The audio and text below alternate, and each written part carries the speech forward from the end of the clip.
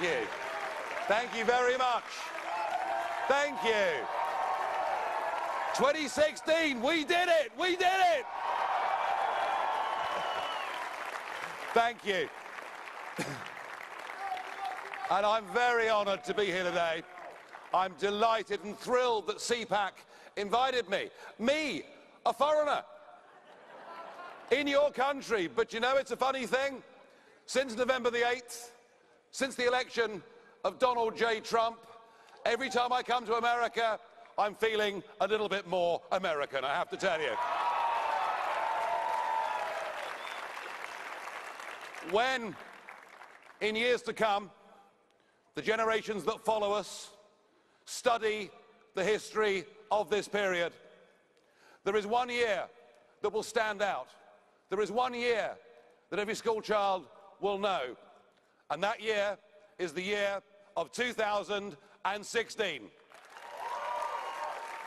Because in 2016 we witnessed the beginning of a global political revolution, and it's one that is not going to stop. It's one that is going to roll out across the rest of the free world. I had been fighting against Britain's membership of the European Union for 25 years. 25 years.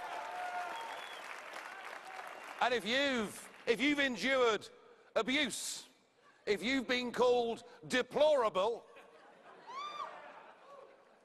you've only had a few months of being abused. I've had 20 years of it. But you know what? None of it mattered. I always believed that we should govern our own country. I always believed we should be free to reach out and make our own deals with our real friends in the world. And it's funny, our real friends in the world speak English, have common law, and stand by us in times of crisis. So I battled away for all those years. I thought I might become the patron saint of lost causes. And then the referendum came along, and we were told by vast sections of the media that we couldn't do it. We were told by many of the pollsters we couldn't do it. We were told by many of the commentators. Any of this ring familiar with you guys? We were told by the commentators that we couldn't do it, and they lined up all the big businesses, all the big banks, all the big politics, not just from Britain, but from across the world. Do you know we even had a visit from the 44th President of the United States of America? I will, to my dying day, be grateful that President Obama came to my country, intervened in the referendum, and told the United Kingdom's people, told America's greatest friend and ally in the world, and told us that if we voted to get our independence, we would go to the back of the line. And the British people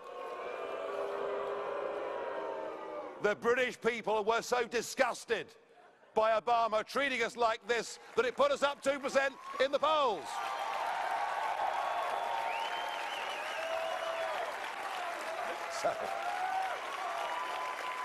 So I shall always be grateful to Obama.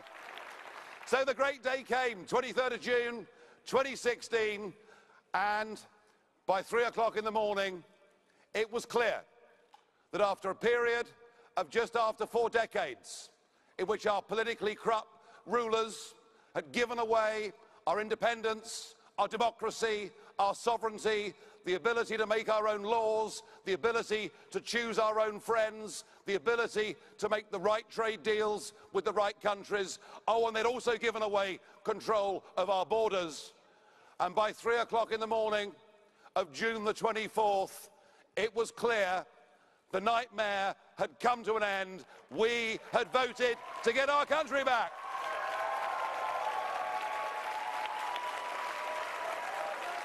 And I can't tell you I can't tell you how thrilled and pleased that I'd felt. It seemed incredible that people had the courage to stand up against the entire establishment, but the brave British people did it. Oh, and by the way, the last opinion poll says that now 68% of the British people want us to get on with Brexit.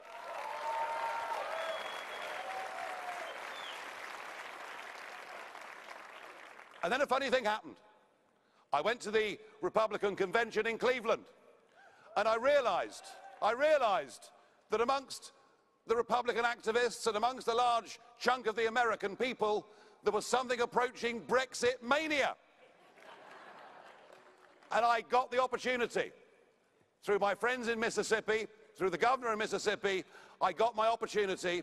Would I stand on a platform with Donald J. Trump, and would I tell that audience that what we'd done in Brexit was what you too could do here in America? And I told that audience, don't listen to the pollsters, don't listen to the media, don't listen to the commentators. They're trying to break your will. They're trying to make you stay at home. Don't listen to any of them. And I said, we got our country back on June 23rd, and you can get yours back too on November the 8th. And you know what?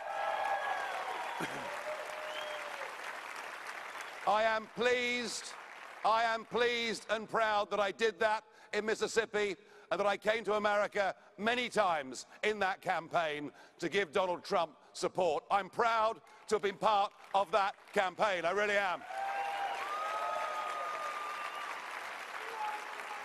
And what I'm seeing 36 days in to the Trump presidency, I'm seeing something quite remarkable. I'm seeing an elected leader who is trying to put in place the platform on which he was elected. How about that?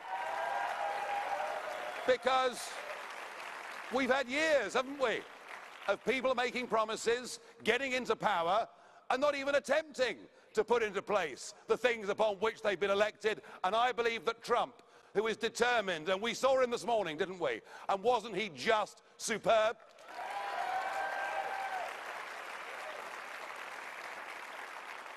No, what Trump is doing by trying to put in place that ticket on which he was elected, he is restoring faith in the democratic process, and good for him. Good for him. 2016 was the year that the nation-state democracy made a comeback against the globalists and those who would wish to destroy everything that we have ever been.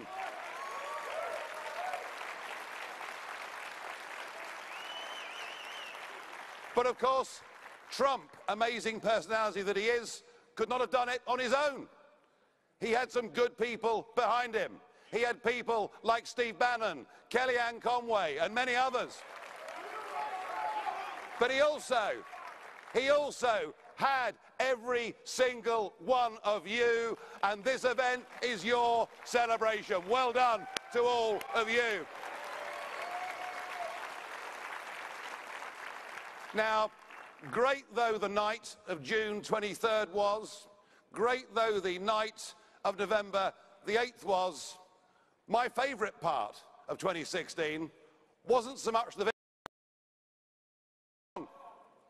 He's wrong because what happened in 2016 is not the end of this great global revolution.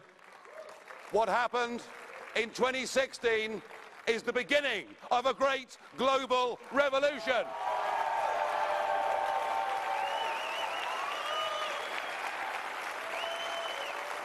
And this will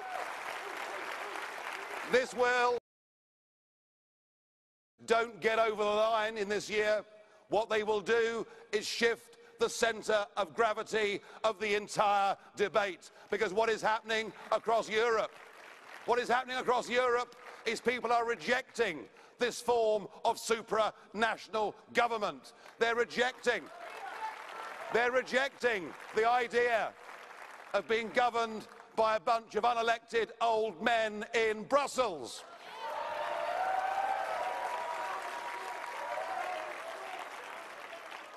Although I'm very grateful to these unelected old men because I've had some real sport with them in the European Parliament over the last couple of years. And they're rejecting the absolute madness and idiocy of what Angela Merkel did 18 months ago when she opened up her doors. And we've got to be clear. We're not against anybody based on religion or ethnicity. We're not against anybody, but we're for ourselves. We're for our country. We're for our communities. We're for making our people safe and with less risk from global terror. That is what we're for. That is what we're for. And we're for our country. And we're for our people. And we are winning!